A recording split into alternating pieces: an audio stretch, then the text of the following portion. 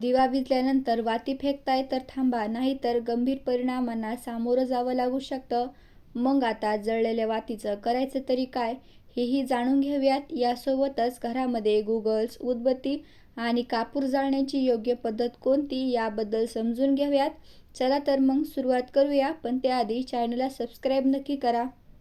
हिंदू धर्मसंस्कृतीत दीप प्रज्वलन हे अतिशय शुभ मानलं जातं. देवाचं पूजन करताना दररोज सकाळी आणि संध्याकाळी देवासमोर दिवा लावला जातो. दिवा हे तेजाचं प्रतीक मानलं जातं, प्रकाशाचं प्रतीक मानलं जातं. दिवा लावल्यानं पावित्र्य, चैतन्य आणि सकारात्मकता घरात येते. अंधार कितीही गडद असला तरीही एक पंथी अंधाराशी 2 हात करण्याची शक्ती देते. त्यामुळे दिवा लावणं हे आशेचं लक्षण मानलं जातं. प्रत्येकाच्या घरी दिवा लावला जातो, पण तुम्हाला माहिती आहे का की हा दिवा विझल्यानंतर त्याची जी वात आहे त्याचे सुद्धा हिंदू धर्मशास्त्रात काही नियम सांगितले आहेत. त्यापैकी बरीच जण दिवा लावल्यानंतर जळालेली वात फेकून देतात. त्या वातीचं काय करावं? तर ज्योतिषशास्त्रानुसार दिवा विझल्यानंतर पेटलेली वात कधीही इकडे तिकडे टाकू नये. वास्तविक असं केल्यानं आपल्याला अनेक प्रकारच्या समस्यांना सामोरं जावं लागू शकतं. आता उरलेल्या दिव्याची जी वात पुन्हा लावावी का, तर असाही प्रश्न पडतो. तर शास्त्रानुसार दिवा लावल्यानं कोणत्याही ठिकाणचा अंधार दूर होतोच, पण तो जीवनात पसरलेला अंधारही नाहीसा करतो.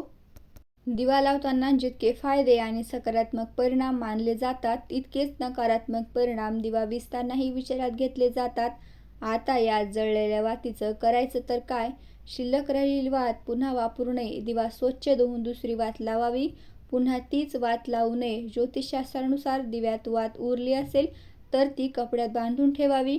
दिव्यामध्ये तीच वात वापरली असेल तर त्या वातीत जमलेली काळीक ही आपल्यावर कर्जाचा डोंगर वाढवते असं म्हणतात. म्हणूनच तीच वात वापरू नये.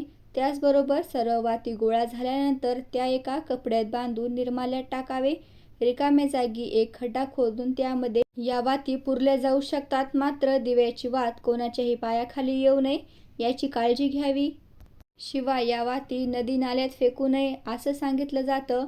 जळलेल्या वातीमुळे आपला ग्रहदोष दूर होऊ शकतात. ज्योतिषशास्त्रामध्ये हा उपाय ग्रहदोष दूर करण्यासाठी मदत करतो.